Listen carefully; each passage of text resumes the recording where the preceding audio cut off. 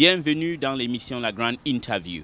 Notre invité aujourd'hui est Maître Olivier Pardo. Il est avocat à la Cour. Il est aussi, il faut le préciser, l'un des 3 avocats du président Obiang Mbazogo dans l'histoire ou le feuilleton judiciaire des biens mal acquis. Aujourd'hui, nous allons avoir un interview ou un entretien à bâton rompu sur ce dossier et puis aussi son droit de réponse à Maître William Bourdon qui a triple casquette. Il est avocat, il est l'avocat de Sherpa, aussi l'avocat de Transparency International. Qu'est-ce qui identifie ces 2 ONG? Transparency International ou Sherpa sont les parties civiles dans le dossier des biens mal acquis.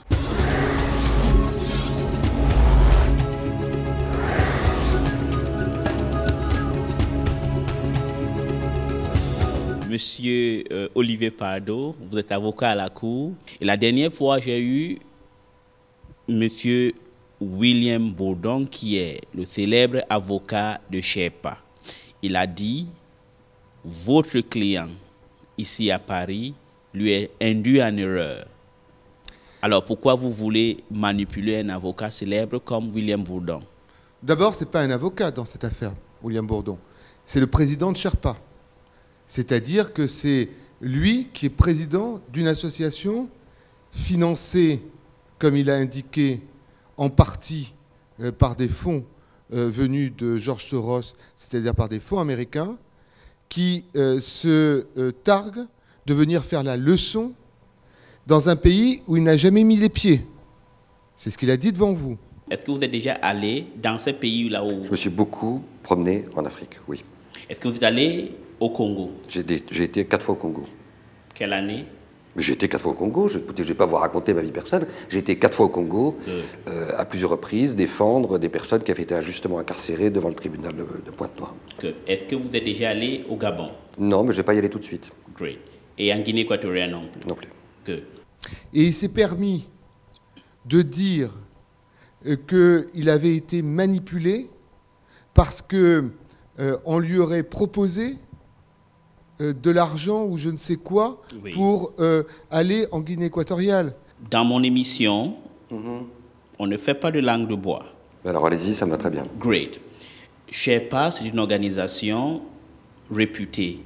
Mais pourquoi se fait-il que, si, comme on dit en anglais, correct me if I'm wrong, Okay, go. pourquoi se fait-il que quand vous allez dans des pays pour faire des enquêtes, vous demandez que les pays vous payent? C'est un chantage que vous faites. Les pays, vous avez vu ça où vous? La Guinée équatoriale, il dit, oui, ce que je dis ici, c'est faux, que vous aviez voulu venir là-bas, parce que et puis, en janvier 2010, vous êtes janvier, et que vous avez demandé qu'il vous paye le transport, de dédommagement ou vos secrétaires, tout. C'est pas du tout ça. Alors je vais vous expliquer ce qui s'est passé. Oui.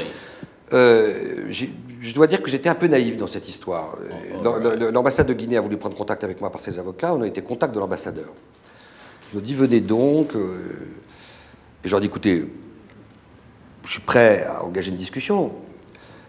Mais si vous voulez que Sherpa démontre que la Guinée équatoriale fait preuve d'une totale transparence dans l'utilisation des ressources pétrolières, c'est pas moi qui vais le faire. Je n'ai pas la compétence pour le faire. Je suis avocat, je ne suis pas analyste financier. Donc il faudra faire venir sans doute des commissaires aux comptes, des auditeurs. J'ai émis cette idée. Et évidemment, si vous voulez qu'il y ait une mission, comme il y a des missions ici ou là privées, il faudra évidemment financer les billets d'avion de ces gens. Et j'ai mis toute une série d'autres conditions. Et je me suis rendu compte qu'en fait, il n'y avait aucune volonté de ces représentants de la Guinée d'envisager quoi que ce soit d'intelligent, et que c'était juste un moyen pour eux, de sonder mes intentions et de savoir ce qu'il y avait dans le dossier. Et donc, j'ai claqué la porte. Donc c'était un piège? Je ne sais pas si c'était un piège, mais enfin, en tous les cas, il n'y avait aucune volonté sincère d'organiser quoi que ce soit d'intelligent, et donc j'ai mis un terme à cette discussion rapidement. Enfin, j'ai jamais demandé pour Sherpa ni pour moi le moindre centime, c'est évident. Alors, on va faire le clair tout de suite. D'accord. Parce que, je vais vous dire, Monsieur Smith, Oui. quand on est avocat, et là je suis avocat dans ce dossier, ce n'est pas les mots qui comptent, ce sont les pièces et les preuves. Alors, aux allégations de Monsieur Bourdon, je réponds par une pièce que j'ai devant les yeux. Oui. Cette pièce, Oui, c'est un mail adressé par Sherpa oui, à propos d'une mission en Guinée équatoriale. oui. Et voilà ce qu'il est dit. Oui, parce que les téléspectateurs voudraient savoir, parce qu'un homme comme William Bourdon, il a une crédibilité. Financement de la mission. La Oui. mission de Sherpa. D'accord.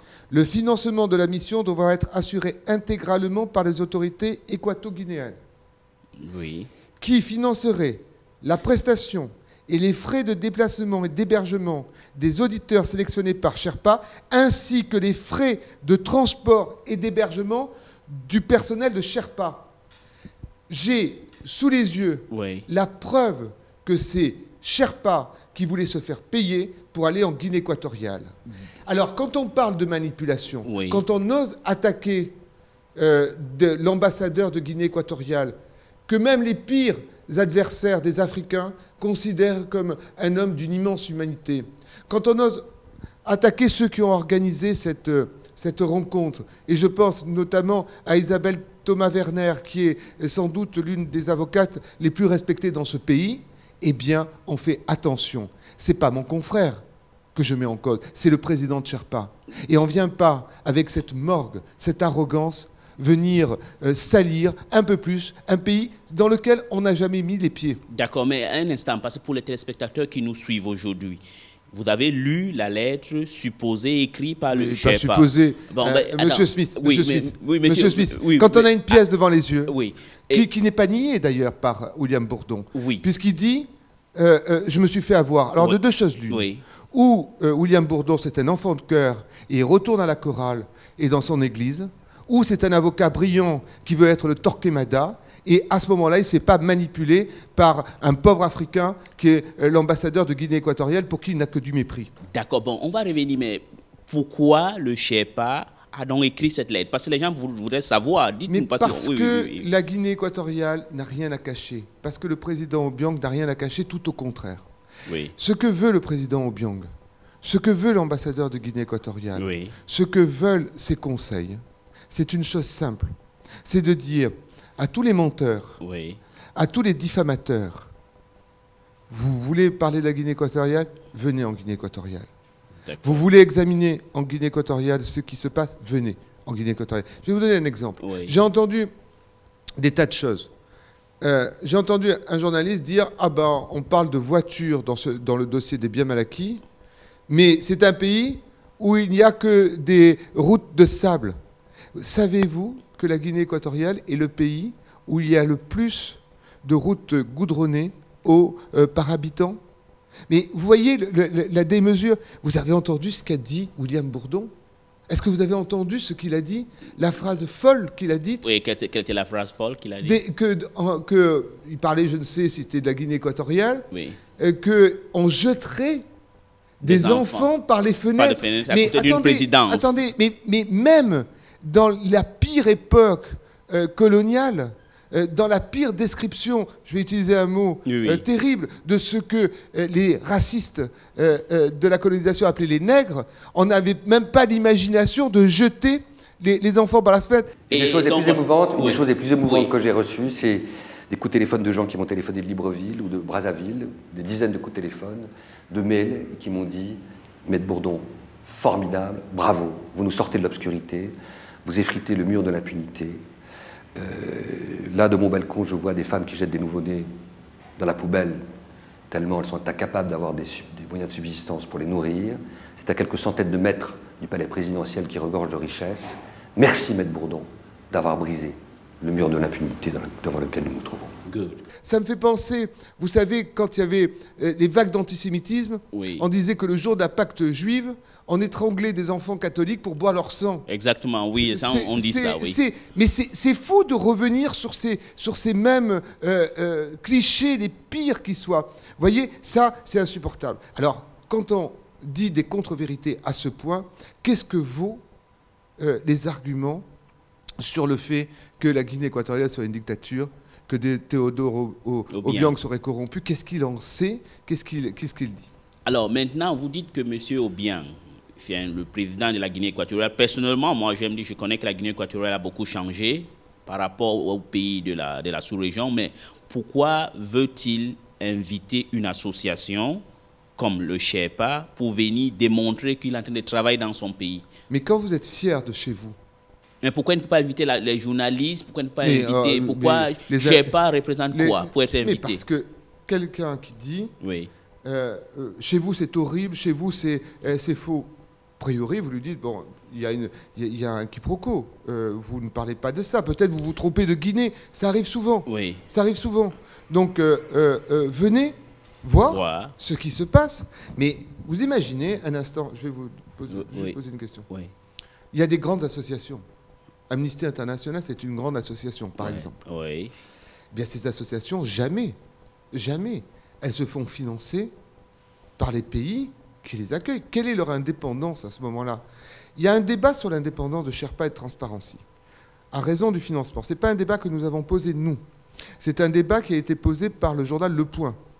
Quand on parle de presse indépendante, le journal Le Point, on peut dire ce que l'on veut, c'est un grand quotidien français, un grand hebdomadaire français, pardon, qui est extrêmement indépendant, qui pose la question de ce financement.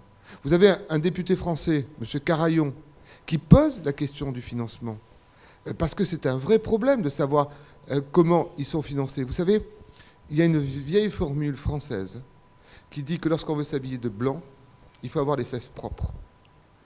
Eh bien, je vous dis que quand on veut donner la leçon, il faut d'abord être transparent. Il y a un problème de transparence, il y a un problème de financement. Donc vous êtes en train de dire par là que Maître William Bourdon, que vous refusez que ce n'est plus votre confrère, n'est pas propre. Dans cette affaire, c'est un président d'association, ce n'est pas un confrère. Dans cette affaire, je ne dis pas que lui. Moi, je n'attaque pas les personnes. Vous voyez la différence? C'est très important. Oui. Parce que ce que nie William Bourdon au président Obiang, c'est un droit de se défendre et de s'expliquer. Pour lui, il ne le connaît pas, il ne connaît pas le pays, il n'a jamais été sur place, et pour lui, il est déjà coupable. Il est déjà à jeter aux gémonies. C'est un corrompu, c'est un dictateur. Non. Et quand on le prend le doigt, pardon de le dire, dans le pot de confiture, à ce moment-là, il dit « j'ai été manipulé ». Pauvre William Bourdon. D'accord, mais vous ne pensez pas qu'il y a eu un peu intention de manipulation de la part de votre client? Jamais. La Guinée équatoriale n'a rien à cacher. D'accord.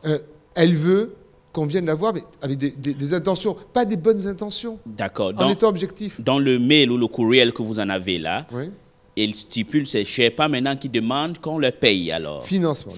Ah oui, c'est un mail de Sherpa. De Sherpa, oui. C'est les conditions qui sont là. Et il précise bien que Sherpa choisira librement les experts qui effectueront la mission d'audit. Ces experts seraient financés intégralement par les autorités équato-guinéennes. Enfin, mais qu'est-ce que ça veut dire? Donc c'est du chantage qu'il vous fait alors? Mais ce n'est pas du chantage. C'est une façon de demander de payer vous escroquez quelque chose. Mais nous, on ne peut pas accepter cela. Vous ne pouvez pas accepter que des gens qui viennent vous examiner pour vous poursuivre vous demandent que vous les payiez, et sans jamais préciser le temps passé en Guinée équatoriale, le nombre de personnes. Ça, vous voyez, c'est la différence. Ça, c'est ce qu'on appelle une preuve. C'est ce qu'on appelle un élément tangible. Pour l'instant, de l'autre côté, il n'y a rien. Et qu'allez-vous faire maintenant? Dans l'interview qu'il a eue, il a dit que vous avez essayé, ou votre client a essayé de le manipuler. Est-ce que vous allez laisser ça passer? Déjà, nous avons demandé, vous nous avez accordé un droit de réponse. Exactement. C'est l'objet de cette émission. Exactement. Donc, nous voulons dire la vérité aux millions de téléspectateurs qui regardent Télésud. Parce que c'est important, ça. Parce que c'est une forme de salissure pour l'Afrique, de dire que lorsqu'on a des pièces, on est forcément des manipulateurs. C'est quelque chose que nous ne pouvons pas accepter. Le combat n'est pas loyal. Nous avons voulu, l'ambassadeur vraiment a dit, on va les recevoir, on va leur proposer de venir. Ça a été à la suite d'un premier échange, en disant, venez voir. Et à partir de là, quand le réel allait sauter à la figure, on trouve un billet pour se dire ben, on va en profiter. Ça, c'est pas acceptable. D'accord. J'ai la pièce devant les yeux. Voilà. C'est pas des paroles verbales d'avocat D'accord. que je suis en train de produire, c'est une pièce. D'accord. Et autre aspect est que vous présentez un peu M. William Bourdon comme quelqu'un qui ne s'intéresse pas aux Africains, mais il a dit dans l'entretien que j'ai avec lui qu'il a été soutenu par des Africains pour qu'il intente le procès contre pas seulement le président Obiang, il y a le président Denis Sassou Nguesso et le président Omar Bongo. En tous les cas, nous avons eu un exemple. Oui. Moi, d'abord, je n'ai pas vu d'Africain avec lui. Quand je vois les associations, je ne vois pas d'Africains. Je fais un autre procès en ce moment, qui est le procès de M. Zemmour. En France, je vais utiliser un mot qu'utilise M. Zemmour. Je ne vois pas de Noirs avec lui. Oui. Il y en avait un, M. Maïga.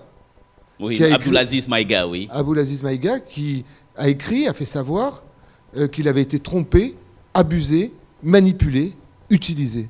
J'ai reçu dans mon émission un monsieur qui s'appelle Abdoulaziz Maïga. Vous vous rappelez de lui? Oui. Good. Mais il dit, vous ne le recevez pas. Monsieur Maïga est venu ici, à un moment donné, il était absolument déterminé et décidé à déposer plainte aux côtés de la coalition présidée par monsieur Benjamin Toungamani. Et pour des raisons que seule une enquête approfondie permettrait d'établir, il s'est auto-persuadé que je l'avais abandonné, que ma porte était fermée, alors que je n'ai cessé de lui envoyer des messages pour lui dire que j'étais solidaire, que j'étais à ses côtés. On l'a reçu tardivement le soir, j'ai pris sur mon temps. Et il semble qu'il y ait eu quelques forces obscures qui se soient mises en œuvre pour déstabiliser ce jeune homme qui a toute ma sympathie et mon amitié. Ok. Il y a quelque chose qui est pas bien dans la vie. C'est de se servir des autres, d'utiliser en quelque sorte des lièvres pour sa propre prospérité, sa propre publicité. Et ça, c'est parfaitement intolérable. C'est quelque chose qui blesse, qui blesse les Africains. D'accord. Quand on les utilise. Vous voulez pas là dire que M. William Bourdon utilise les Africains ou peut-être M. Abdoulaziz Maïga pour ses fins personnelles alors? Mais je ne sais pas ce qu'il fait. Oui. En tous les cas, je suis heureux pour lui qui passe souvent à la télévision. Grâce à cela, dans la télévision française. Je suis heureux pour lui qu'il explique que grâce à ça, c'est un avocat de conviction et pas qu'un avocat d'affaires. Je suis heureux pour lui qu'il ait bonne conscience. Mais toujours est-il qu'il a utilisé et qu'il utilise, à mon sens, un mauvais procès pour obtenir pour son association. D'accord. Une connaissance, après tout, c'est pas mauvais. Ce que je veux dire par là, moi je ne parlerai pas d'un confrère comme je suis en train de parler. Je parle du président de l'association Sherpa. Il a double casquette, lui. Oui, et c'est déjà la double casquette, moi ça m'a toujours posé de problème. Moi je suis avocat, je suis l'avocat de la Guinée équatoriale aux côtés d'Isabelle Thomas-Werner et de Ludovic Landivo. Voilà, c'est clair. Quand je parle de William Bourdon et quand il vient chez vous, il parle au nom de Sherpa. Il parle du financement de Sherpa. Et puis, on a vu toutes les contradictions. Toutes les contradictions. Non, il est aussi l'avocat du Transparency International parce que M. Lebec, Daniel Celui Lebec, m'a dit qu'il est, il est aussi l'avocat du Transparency Alors, International. président, avocat, pour l'instant, je parle au président de Sherpa. L'avocat, c'est une autre affaire. Je battrai le fer, comme d'habitude, avec lui, dans les prétoires. Là, c'est le président qui s'est exprimé et qui a attaqué en tant que président mon client. Parce que si il est avocat et qu'il attaque mon client, déontologiquement, il doit passer par moi ou par Isabelle Thomas-Werner ou par Ludovic Landivo. Donc, il y a un tout petit problème. Alors maintenant, j'en viens à ce qu'il a dit. Parce que ça m'intéresse. Voyez-vous, la dernière fois, on parlait sans connaître vraiment l'attaque. Il a dit des énormités. Des énormités. Comme quoi, par exemple? Vous lui posez la question de dire, mais comment avez-vous sélectionné ces 3 pays? Il dit dans les pages jaunes de l'annuaire. Mais je le mets au défi de trouver dans les pages jaunes de l'annuaire une adresse du président Teodoro Obiang ou de sa famille. Je ne suis pas responsable, vous n'êtes pas responsable du fait que les preuves de cette présomption de détournement d'argent public les plus spectaculaires résultent du fait que ces chefs d'État ont choisi Paris et la région niçoise pour, en leur nom propre, il suffisait de lire les pages jaunes de l'annuaire, acquérir ce patrimoine immobilier. Je ne suis pas responsable, vous n'êtes pas responsable. S'il y avait des preuves sur d'autres chefs d'État, nous aurions élargi évidemment notre plainte. Je crois que je vous ai bien répondu là. Vous avez bien répondu, mais je reviens sur un peu les pages jaunes. Est-ce que la base de votre allégation a été voir les noms sur les pages jaunes ou vous avez mené les enquêtes? Cher monsieur, je ne vais pas vous dévoiler tous les termes de l'enquête. Il y a bien autre chose que les pages jaunes. C'est un indice. Mais il y a évidemment tous les autres éléments de preuve. Vous imaginez bien un instant, compte tenu de la protection dont bénéficie ce chef d'État, que si il y avait que les pages jaunes, jamais une enquête de police aurait été ouverte. Si vous réfléchissez 2 secondes. Il a aussi dit parce que ces présidents-là, ils ont des enfants qui viennent acheter des voitures à 500 000 euros pièce. Attendez, les enfants. Quand vous dites les enfants, on est, vous et moi, des enfants, des anciens enfants. Ça veut dire quoi? Ça veut dire que l'enfant en question dont il parle, il a plus de 40 ans, c'est un homme d'affaires qui réussit dans les affaires et qui peut faire de son argent ce qu'il entend sans que son père n'y ait rien à voir avec ce problème-là. Regardez ce qu'il dit. Il prend l'exemple d'un pays, je crois que c'est le Liban. Il dit, on lui dit, mais Monsieur Hariri, il a des problèmes. Il dit, ah, mais Monsieur Hariri, c'est un grand homme d'affaires, n'est-ce pas? Il fait des courbettes aux riches Libanais, donc c'est un grand homme d'affaires, et donc lui, c'est tout à fait normal. On oublie qu'il est président et homme d'affaires, ça ne lui pose aucun problème, etc. Monsieur Rafik Hariri, il a un appartement, et ce n'est pas très loin d'ici. Mais pourquoi, par exemple, est-ce que c'est parce qu'il est du Moyen-Orient que vous n'avez mis... Monsieur Rafik Hariri, je n'ai pas d'éléments qui me font penser qu'il a pillé le trésor public libanais. C'était un homme d'affaires extrêmement puissant, qui a gagné sa vie à travers des affaires internationales considérables. Si nous avions des éléments, si nous étions saisis par des ONG libanaises, on verrait bien. Vous avez convenance d'admettre avec moi, que ni M. Sassou Nguesso ni M. Bongo ne sont connus pour avoir été des hommes d'affaires ayant amassé de l'argent par des grands contrats internationaux. Je n'ai pas connaissance de ça, j'ai connaissance du fait qu'ils sont des chefs d'État et pas des hommes d'affaires. Est-ce qu'il se pose la question de savoir si en Afrique, il y a aussi des hommes d'affaires qui sont capables d'aller au pouvoir? L'élite africaine, elle n'est pas multiple. C'est une élite qui est en train de monter. Il est normal que ceux qui sont arrivés consacrent une partie de leur vie à l'économie et donnent aussi de leur temps à la puissance publique. Il n'y a pas qu'au Liban qu'on trouve des gens de qualité. Vous vous rendez compte ce que ça veut dire? Ça veut dire que le riche Libanais, lui, il n'y a pas de problème. Mais alors, le pauvre Africain, lui, il est totalement incapable, il n'est bon qu'à être un lièvre pour sa propre publicité. Il y a quelque chose de choquant là-dedans, non? C'est vous qui le dites. Hein. Mais c'est votre regard qui le pense. Bon, alors, mais je vais revenir sur autre aspect. Monsieur William Bourdon dit il est en train de faire une campagne comme ça s'est passé une fois avec la dictature kazakh. Moi, je lui ai posé la question, est-ce qu'il n'est pas en train de mettre les charrues avant les bœufs? Il a dit, il y avait un moment, il y avait un dictateur kazakh qui avait aussi dépouillé son peuple et venu garder de l'argent un peu partout. Et c'est l'exemple de cette dictature kazakh qu'il est en train d'appliquer, peut-être pas uniquement avec votre client, mais avec les 2 autres, dont le Gabon et le Congo. Alors, qu'est-ce que vous en dites en cela? Est-ce que ce qu'il fait est bon ou pas, ou ce n'est pas éthique? Je vous dénie le droit de dire que le président Obiang est un dictateur. C'est un mensonge et une diffamation. C'est totalement inexact. Le président Obiang est un président élu. Donc M. William Bourdon ne connaît pas la réalité de la Guinée équatoriale. Il ne connaît rien de... Mais je suis certain, en tous les cas, ça a été le cas pour d'autres, ils ne connaissent même pas le nom des capitales de Guinée équatoriale. Il y en a 2, Bata et Malabo, tout le monde le sait ici. Mais eux, ils ne savent même pas. Ça ne compte pas pour eux. C'est l'Afrique. C'est des gens sur qui on peut taper.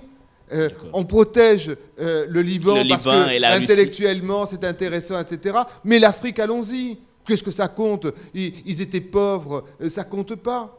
Et quand ils sont riches, les malheureux, c'est qu'ils pillent le peuple. C'est la pire des caricatures. C'est ça le néocolonialisme. C'est cette vision-là qui est insupportable. Pourquoi ce procès qui est fait et qui ne tient pas? C'est parce que c'est jeté comme ça l'anathème sans savoir. Le métier de journaliste, le métier d'association d'avocats, c'est de voir la réalité, de voir la vérité, de l'analyser, pas d'avoir des fausses indignations. D'accord. Et on va revenir, vous avez parlé d'un certain député français, quoi, Carillon, si je me souviens. Est-ce que vous pensez que M. William Bourdon est à la solde d'une conspiration anglo-américaine pour avoir les pieds dans le golfe de Guinée, en particulier les 3 pays-là? Mais moi, je ne veux pas accuser sans preuve. Je prends simplement une documentation, triple documentation. Première documentation, c'est Le Point. C'est un article conséquent, construit. Oui. On nous a dit qu'il allait y avoir des droits de réponse, j'en ai jamais vu, qu'il allait y avoir des procès contre cet article, j'en ai jamais vu. Déjà, quand on dit qu'on va faire un procès et qu'on ne le fait pas, c'est un problème. Ensuite, il y a un livre de Pierre Péan, oui. Carnage en Afrique, qui reprend cela. Pierre Péan, c'est pas n'importe qui. Exactement, oui. Pierre Péan, c'est un journaliste d'investigation qui nous a rencontrés, Isabelle Thomas-Werner et nous, par la suite, après la publication de ce livre. C'est quelqu'un, par exemple, qui avait sorti la Francisque de François Mitterrand. Voilà. Et la photo de François Mitterrand avec le maréchal Pétain, qui avait révolutionné la vision que toute la gauche française avait de François Mitterrand. Oui.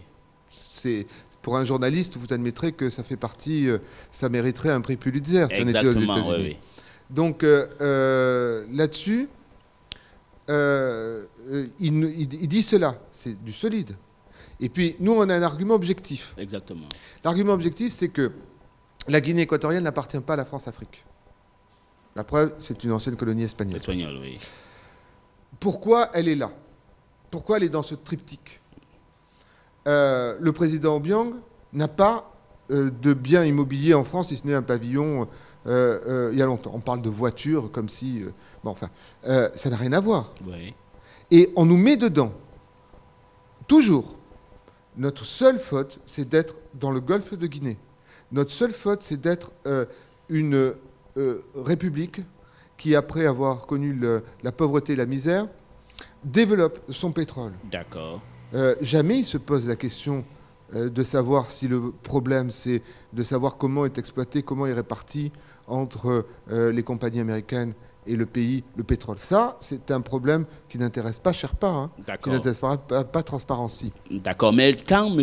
William Bourdon parle qu'il a eu des subventions de une association financée par George Soros, et selon vous, vous ne voyez pas un peu qu'il doit avoir une influence américaine ou peut-être des Soros pour le contrôle des fonds vautours? Il dit deux choses oui.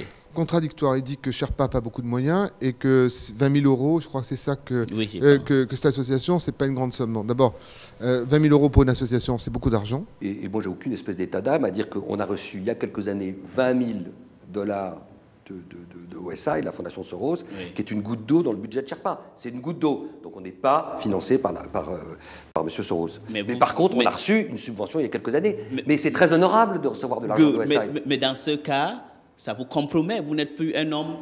Mais qu'est-ce que vous racontez? Oui, parce que si vous êtes, par exemple... Attendez, oui, qu'est-ce que vous me racontez? Oui, qu'est-ce que vous me racontez? Je vous dis, monsieur... Je ne vois pas en quoi le fait de recevoir 20 000 dollars d'une fondation américaine présidée par Soros, je ne vois pas en quoi ça va aliéner ma liberté, mon indépendance. Qu'est-ce que vous me racontez? Parce que ces fonds vautours ou ces fonds de monsieur George Soros est lié aux fonds vautours souvent. Mais il n'y a aucune... Attendez. Il n'y a aucune preuve. Il n'y a rien qui établit une connexion entre les fonds vautours et M. Soros. Oui. Rien. Si vous allez sur le site, si vous faites l'effort 2 secondes et demie d'aller sur le site de la Fondation Soros, vous verrez que les plus grandes ONG humanitaires et de défense des droits de l'homme en Angleterre et en Europe ont reçu de l'argent d'OSI. Il n'y a rien de déshonorant, il n'y a rien d'affamant. Et j'en ai assez loin de cette espèce de campagne dont votre question fait un tout petit peu écho, malheureusement. Non, je vous pose monsieur Bourdon, je dois vous poser la question que les gens posent. Moi, je vise à suggérer qu'on se rapproche des fonds vautours que je n'ai jamais rencontrés, que je ne connais pas. Oui. C'est toujours la même chose, c'est la même histoire qu'avec ça. Quand on veut attaquer, quand on veut être le chevalier blanc, il faut être indépendant. Je remarque qu'il reconnaît qu'il est financé pour partie par George Soros, dont acte.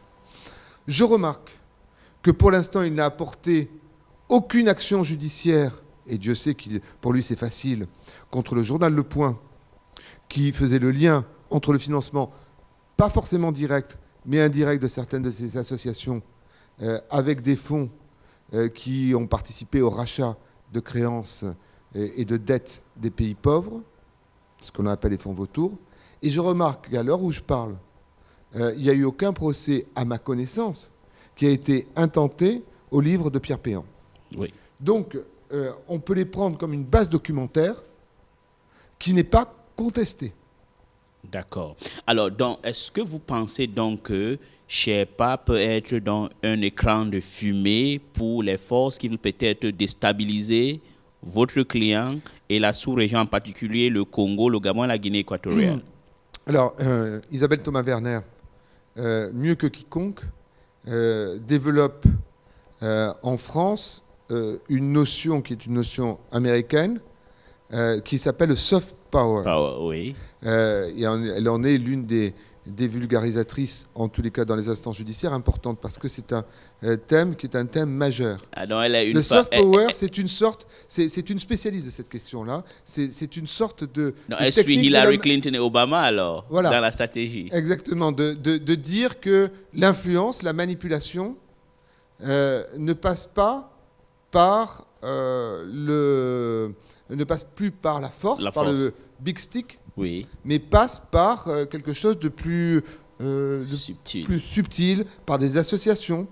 Et George Soros participe à ce soft power, c'est-à-dire à l'influence des Américains, de la zone américaine, par l'intermédiaire d'associations, a priori philanthropiques, mais qui ont des buts certains, parce qu'il n'y a pas une totale indépendance entre l'activité principale des fonds qui les financent et l'activité philanthropique. C'est un autre moyen, beaucoup plus efficace d'ailleurs, d'obtenir ce que l'on veut. Ce n'est pas de la force, ce n'est pas de la violence, ce n'est pas des cris, ce n'est pas des insultes, ce n'est pas des injures, mais c'est subtil, pervers et extraordinairement douloureux et efficace. Good. Bon, voilà, quand vous parlez de votre client, c'est normal, vous êtes son avocat, vous le défendez très bien. Beaucoup de gens pensent que vous êtes équato-guinéen. Si vous étiez noir, on disait, voilà, vous êtes peut-être de l'île ou de la partie continentale. Mais quand vous le présentez, on pense que c'est un ange. Mais pourquoi se fait-il qu'il a voulu donner un prix à l'UNESCO? Et apparemment, si mes enquêtes sont bonnes, ces prix, on ne va pas retenir. Donc, et puis les gens contestent ça. Donc ça veut dire que quelque part, il n'est pas blanc comme neige. Il n'est pas blanc comme neige, ça c'est vrai, il est noir. J'insiste là-dessus. Oui. Pourquoi je dis cela? Ouais. Ce n'est pas par goût de la provocation, je ne suis pas un provocateur. Ouais. C'est parce que pendant des années, des siècles, on a dit oui, l'Afrique. Même notre président de la République n'a pas été très clair sur cette affaire-là. L'Afrique, c'est quand même toujours des quémandeurs. C'est quand même toujours des gens qui demandent de l'aide, etc. Président Obiang, il a eu tilt là-dessus. Il a dit, moi, je construis des routes, je construis des villes. La Guinée équatoriale, c'est extraordinaire. Ouais. C'est-à-dire le paysage change. C'est un peu comme ces pays, vous savez, qu'aime tellement William Bourdon, Dubaï, Beyrouth, etc., qui poussent comme ça.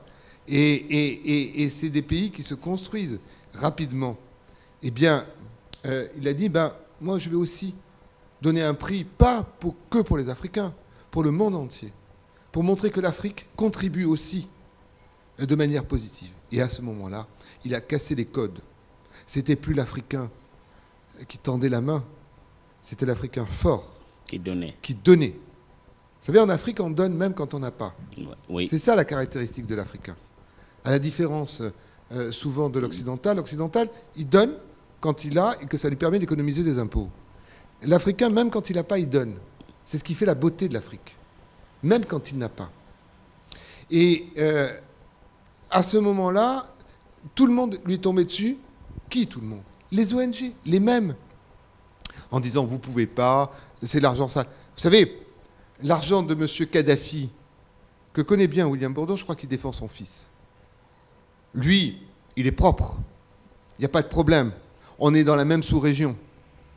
Mais quand ça vient du golfe de Guinée, on se dit, allez, là on va l'attraper encore une fois. C'est ça qui est insupportable. Voilà. D'accord.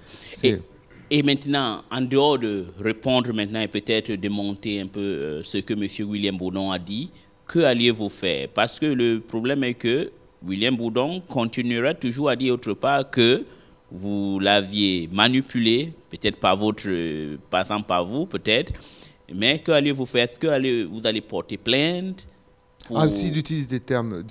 Aujourd'hui, vous savez, nous ne sommes pas des procéduriers. Et vous l'avez vu, l'ambassadeur a voulu s'expliquer. Il nous a demandé de nous expliquer. Si, fort de ces explications, fort de ces preuves, il continue à dire cela, forcément que l'ambassade de la Guinée équatoriale prendra position pour que son droit soit respecté. On ne peut pas jouer, on ne peut pas être tout le temps défensive. On ne peut pas tout le temps subir des coups. Mais M. William Bourdon aussi dit que maintenant il est harcelé partout, il ne peut plus rester chez lui, les mails, les gens l'appellent. Est-ce que c'est la Guinée équatoriale et les autres qui lui rend la vie déjà impossible? Parce qu'il fait un travail comme Robin des Bois. Non. Robin des Bois, il prenait à tous les riches pour donner aux pauvres. Monsieur Bourdon, il ne prend pas aux riches. Il cible 3 pays et il ne va jamais donner aux pauvres. Si d'aventure, pas pour la Guinée parce que ça ne tient pas une seconde, il gagnait, mais l'argent il irait à l'association, il irait à personne d'autre. Il faudra imaginer une institution financière publique dédiée à l'administration et à la restitution de ces avoirs détournés. C'est certainement pas le juge d'instruction qui va le faire.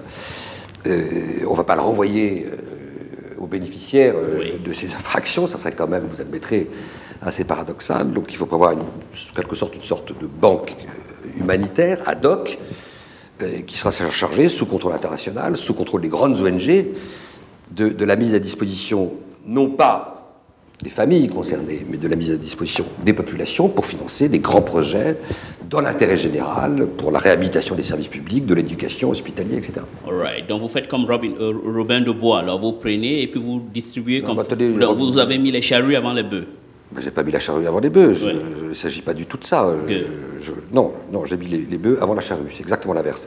C'est-à-dire que on essaie de faire en sorte que ces biens soient appréhendés et pour qu'ils soient remis aux populations qui souffrent de l'appauvrissement que vous voyez vous tous les jours quand vous vous promenez en Afrique, du fait de cet enrichissement de quelques personnes privées. Ça ne tient pas la route une seconde, son histoire. C'est illégal ce qu'il fait. C'est illégal. Et si c'est illégal, pourquoi la justice française reçoit plainte la possibilité d'ouvrir une enquête? Oui. Elle n'a jamais dit, la justice française, qu'il y avait une infraction qui était constituée. Elle a dit que les associations étaient recevables, c'est-à-dire qu'ils pouvaient la saisir. C'est tout. Il ne faut pas faire dire la décision contestable au demeurant plus que ce qu'elle dit. Mais vous voyez les éléments là-dedans. Non, c'est pas Robin des Bois. C'est trop facile. Robin des Bois, d'abord, c'est quelqu'un qui prend des risques. Oui. Le risque de passer à la télévision et de recevoir des attaques dans des blogs ou dans des journaux, c'est ce que tous ceux qui passent à la télévision reçoivent. Chaque fois que vous êtes un peu connu, ça vous arrive. Si vous ne voulez pas être connu, prenez la philosophie de l'aspirine, c'est-à-dire vivez caché. Mais si vous voulez être connu, forcément vous allez prendre des coups. Vous ne pouvez pas être tout le temps planqué, tout le temps irresponsable, tout le temps impuissant, sans conscience, sans pouvoir, sans savoir. À un moment donné, quand vous créez une situation, eh bien, il faut connaître les conséquences de cette situation et pas vous dire « je m'en lave les mains, j'y suis pour rien, c'est pas moi, j'ai rien fait » et comprendre que la situation que vous avez créée peut aussi donner du tracas aux autres, mais à vous-même aussi. D'accord. Maître Pardo, vous avez dit, à vous entendre, il paraît que M. William Bourdon, il délie, il ne respecte pas les éthiques de votre déontologique, de votre profession. Mais il m'a dit dans son interview que sa démarche est respectable et professionnelle parce qu'il respecte une certaine convention de Mérida. Qu'est-ce que vous en dites? Il y a sans doute, très certainement d'autres chefs d'État qui détournent de l'argent. Moi, je suis français et je n'ai pas compétence pour instruire ces procédures, pour les provoquer dans le monde entier. Donc, si cette procédure peut ouvrir des perspectives à d'autres juristes, il y a évidemment d'autres populations et d'autres ONG qui s'en féliciteraient. Je vous rappelle, cher monsieur, quand même, que la convention adoptée par l'ONU, dite de Convention de Mérida, ratifiée par la France et par bon nombre de pays, fait obligation aux États de la planète de faire en sorte que soient restitués aux populations concernées les avoirs détournés. Ce n'est pas moi qui l'ai inventé, c'est le droit international qui le dit. C'est la Convention de Mérida qui le dit. Absolument. Mais la Convention de Mérida n'a jamais autorisé quiconque, pas plus William Bourdon qu'un autre, de créer un délit impossible. On reproche en France des détournements de fonds publics qui se trouveraient en Guinée. Vous savez ce que nous avons fait, nous? Non. Parce que nous sommes soucieux de dire toute la vérité. Nous avons questionné le procureur général de Guinée équatoriale. Il est totalement indépendant. Il y a des proches... Qui a questionné? Alors, nous, on leur dit, voilà ce qu'on dit en France. Oui. Mais vous savez, en tant qu'avocat de leur président, lui, c'est un procureur, il ne dira rien. Ah bon, pourquoi il ne dira rien? Vous croyez qu'il n'y a pas des amis du président, des enfants des amis du président qui parfois sont poursuivis par la justice équato-guinéenne et se retrouvent en prison? Ça se fait, ça? Mais évidemment. Évidemment que ça se fait. Et donc, on lui a posé la question de dire, voilà ce qu'on dit en France. Vous êtes l'autorité de poursuite en Guinée équatoriale. Est-ce que des infractions de détournement de fonds publics existent, sont possibles, se sont déroulées ou pas? Réponse, rien. Il n'y a rien. Donc nous avons posé la question. Donc s'il était respectueux de l'Afrique et des Africains, il y a toute une série de conventions en Afrique pour lutter contre le blanchiment d'argent, contre toute une série de détournements. Ça existe. D'accord. Il fallait commencer par là. Aller dans la région africaine. Pourquoi on va chercher... Allez, je vais reprendre les termes d'avant. Pourquoi on va chercher la métropole pour régler ce qui se passe dans la colonie? C'est ça qu'il est en train de faire. Ah, ça, c'est pas pour les indigènes. Hein. Oui. Ils ne sont pas capables. On va prendre la métropole et on va régler la question entre adultes et on va laisser les petits-enfants, que sont les Africains, entre eux. Mais une des raisons qu'ils donnent, c'est qu'ils ne croient pas à l'indépendance judiciaire de ce pays respectif. Et puis, ils pensent aussi que les avocats ou les hommes de droit de là-bas n'ont pas des coups de libre, comme vous en avez ici en France, pour faire ce que vous voulez. Vous pouvez interpeller le président. C'est pourquoi il donne un coup de main. Faudrait-il qu'il y soit allé pour pouvoir dire cela? Faudrait-il qu'il y ait mis les pieds? Vous voyez, quelqu'un dire « je ne connais pas la France ». Je ne suis jamais allé en France.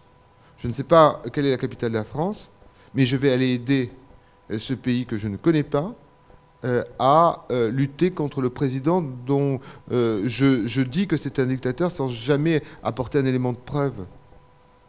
Attendez, vous savez, le président Obiang va être président de l'Union africaine. Au moment où le président Sarkozy va être président du G20. Ce sont deux personnes respectables. Les paroles de William Bourdon, comme ça, jetées à l'encan, sans preuve, c'est ça qui nous heurte le plus, sans preuve. Vous savez qu'il ne veut jamais montrer la plainte. On lui a demandé la plainte déposée. C'est quand même la moindre des choses que, quand on vous accuse dans les médias, on ait la délicatesse de vous donner la plainte. Il ne l'a jamais donnée. Les éléments qu'on a recueillis, on les a recueillis par l'intermédiaire de journalistes. D'accord. C'est quand même fou. Mais est-ce que vous pensez que si le courriel que vous avez envoyé, si vous aviez payé ou votre client avait respecté ses demandes, est-ce que vous pensez qu'il devait s'acharner contre vous et les autres aujourd'hui encore? Moi, je ne dis rien, je ne sais pas. Je dis simplement que je remarque qu'il a été très laudateur vis-à-vis de M. Soros, en disant que c'était formidable, que c'était une association bien, qu'il n'y avait pas de honte, etc., qui le paye. Qu'il avait été très dur à l'égard de mon président qui a refusé de financer. Je n'en tire aucune conclusion. C'est une association qui est dans un combat, l'association Sherpa, comme Transparency. Elle est dans un combat. Quand on est dans un combat, on est souvent aveuglé. Moi, je suis dans une défense. Quand vous êtes dans une défense, vous êtes souvent lucide. D'accord. Ils sont dans un combat pour une cause juste, vrai ou faux? Mais sa cause, c'est quoi? C'est l'idée de faire payer des coupables. Mais la première règle, c'est avant de déclarer quelqu'un coupable, il faut lui donner la possibilité de s'expliquer. Lui, il ferme le débat, et quand l'autre dit « je veux m'expliquer », il lui dit « payez d'abord ». C'est ça qui colle pas. Donc c'est un peu l'escroquerie ou le chantage qu'il fait. Non, j'utilise jamais des termes comme cela. Vous n'utilisez pas. Mais je connais. Moi, je suis pas William Bourdon. William Bourdon, il utilise dictateur, les enfants jetés par les fenêtres. Permettez-moi de revenir là-dessus. Oui. Permettez-moi. Et en Guinée Équatoriale, on jette les enfants par les fenêtres. Enfin, mais vous vous rendez compte de ce que c'est? Mais regardez, un Africain qui entend cela, que les mères, la maman africaine, jetterait ses enfants par les fenêtres. Moi, j'aime pas quand ça attaque aux enfants. J'aime pas quand ça attaque à des liens familiaux comme ça. Culturellement, c'est insupportable. Ça veut dire que c'est quoi? C'est pire que tout ce qu'on a imaginé. On retrouve des images de la guerre, de la Seconde Guerre mondiale, où les malheureux qui partaient d'une grande concentration jetaient les enfants des bouches, des toilettes des trains pour les protéger. C'est ça, c'est cette image-là. Mais on est au-delà de la caricature. C'est inadmissible, ça. Votre client n'a jamais essayé de manipuler Sherpa ni M. William Bourdon? Je vous le jure. D'accord, qui n'a jamais le fait. Alors, maintenant, on va revenir sur les problèmes du bien mal acquis. Pourquoi se fait-il que c'est devenu comme une feuilleton judiciaire? Ça part, ça revient. Maintenant, je crois qu'il y a déjà 2 juges d'instruction qui ont été mis sur le dossier. Comment, la fin serait comment? Mais il y a aujourd'hui des juges d'instruction de qualité d'ailleurs qui sont confrontés à un dossier dont ils ont la charge. Simplement, juridiquement, ce dossier n'est pas possible. Pourquoi? Parce que l'infraction dont ils sont saisis, nous avons donné une consultation de professeurs de droit avec d'autres confrères, n'existe pas, parce qu'en droit français, pardon de rentrer dans la technique, oui, c'est important, mais oui. Le détournement de fonds publics étrangers n'existe pas. C'est-à-dire, vous pouvez poursuivre en France des détournements de fonds publics, mais pas des détournements de fonds publics d'autres pays. Il n'y a que le pays. C'est pour ça que nous avons, puisqu'on en avait assez, nous on sait que pour la Guinée, il n'y a rien. D'accord. On en avait assez de cela. On a posé la question à l'autorité judiciaire compétente, qui est les autorités judiciaires de Guinée équatoriale. Réponse, rien. Il n'y a rien. D'accord, mais pourquoi vous ne pouvez pas aussi essayer quand vous dissociez, parce que vous avez 3 pays, est-ce qu'il n'y a pas de possibilité de dissocier votre pays, votre client, des 2 autres dont je parle, en l'occurrence du Congo et du Gabon? Nous répondons pour la Guinée équatoriale. Oui. Il n'y a rien. Je ne me pose pas la question de savoir s'il y a quelque chose pour le Gabon ou pour le Congo. Moi, je suis pour la présomption d'innocence. Tant qu'on n'a pas démontré que quelqu'un est coupable, pour moi, il est innocent. Gabon, Congo, les autres aussi. D'accord. Ce que je sais sur la Guinée, parce que nous avons, avec Ludovic Landivo et Isabelle Thomas-Werner, fait de nombreux séjours, étudié pièce après pièce. Ah, vous avez été en Guinée équatoriale vous-même? Mais on y va à peu près une fois par mois. Vous ne pouvez pas défendre quelque chose ou quelqu'un que vous ne connaissez pas. Et surtout, nous avons étudié les pièces, nous avons rencontré les autorités. Il y a des oppositions en Guinée équatoriale. Les gens ne sont pas tous sur la même longueur d'onde. Il y a des conflits. Et donc, les choses sont comme cela. D'accord. Mais on va revenir maintenant sur M. William Bourdon toujours, parce que c'est, bon, on ne va pas quand même se focaliser, mais l'un de ce problème est que il y a, dans ce, ils sont 3, il y a Sherpa, il y a Transparency International, et il y a Suivi. Mais pourquoi se fait-il qu'il paraît que Suivi c'est désolidariser? Selon vous, qu'est-ce que vous pensez? Parce que l'infraction ne tient pas et que, voyez, quand vous faites plus du droit, que vous faites de la politique. Oui. Ok, donc eux, ils sont en train de faire de la politique alors. Quand ils font de la politique. Évidemment que quand vous utilisez à un moment donné, il y a une contradiction entre les deux. Parce que si l'infraction ne tient pas, votre discours politique peut être affadi. Qu'ils soient des opposants à l'influence de la France dans cette région du monde. Après tout, c'est leur droit. Qu'ils soient pour d'autres influences. Alors, vous pensez donc qu'ils jouent le rôle, le soft power que vous avez dit, donc ils sont en train de traverser les supports d'autres influences contre l'influence française? Il me semble qu'ils condamnent à longueur de page la France-Afrique, c'est-à-dire Donc c'est un peu le livre de Pierre Péan qui se joue, là. C'est-à-dire l'influence de la France en Afrique. Ils ne sont pas de ce côté-là. Ils ne veulent pas que la France ait une influence ou une présence en Afrique et que des Africains aient des liens privilégiés et particuliers avec la France. Ça, c'est clair. Mais il est français, William Bourdon. Pourquoi ne voudrait-il pas que la France ait une influence quelque part dans le monde ou en Afrique? Vous savez, la haine de soi, ça existe partout. Il n'aime pas la France. Et que la France est un pays où les gens adorent lui trouver tous les travers du monde. D'accord. Vous savez, ce sont ces gens qui vous font la leçon, qui vous abaissent un peu pour se hisser eux-mêmes avec des grandes causes et des grands intérêts. D'accord. Ben, ce que d'autres gens pensent, moi, la responsabilité vous le dit, M. William Bourdon n'a jamais aimé que je lui pose la question que la masse pose. La peur que beaucoup de gens ont dans ces pays-là, la Guinée équatoriale, si je ne sais pas, mais dans les autres pays associés, est qu'un jour, ce qui est arrivé à M. Agostinho Pinochet, qui ne vit plus aujourd'hui, pourrait arriver à l'un des 3 présidents ou leurs enfants ou les ministres. Est-ce qu'un jour on peut les arrêter quand ils arrivent en France? Bon, d'abord, ils ne sont pas des Augusto Pinochet, mais la question s'est posée en Belgique et en Espagne, lorsqu'il y a eu ce qu'on appelait la compétence universelle. Oui. Par exemple, pour les Israéliens. Oui. Et ça posait des vraies questions parce qu'ils ne pouvaient plus aller en Belgique. Exactement. Parce qu'il y avait des plaintes. Au bout d'un moment, c'est intenable.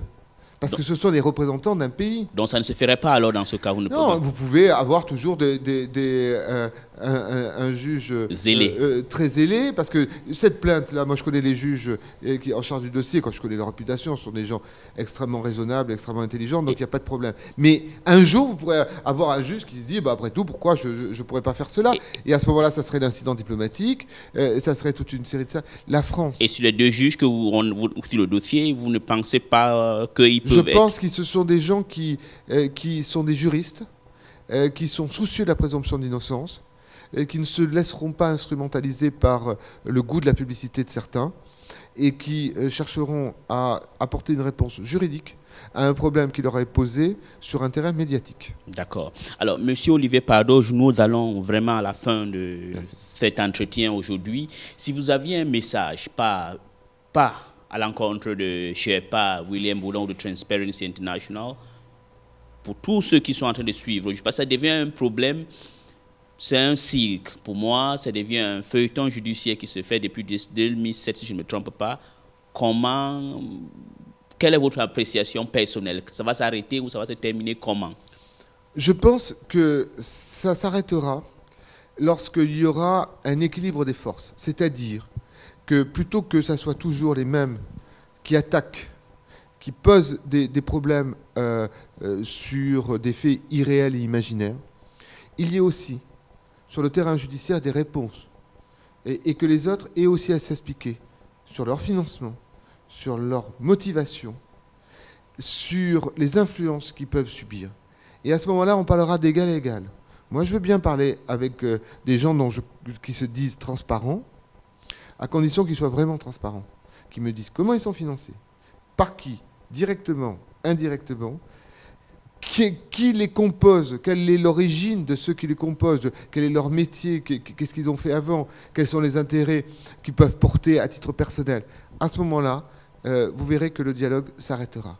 Parce que tant que c'est de la publicité pour certains et de lourdes explications pour d'autres, c'est trop facile. D'accord. Alors, Monsieur Olivier Pardo, c'était un honneur de vous avoir encore une fois de plus et merci d'avoir accepté notre invitation. Merci. D'accord. À bientôt. OK.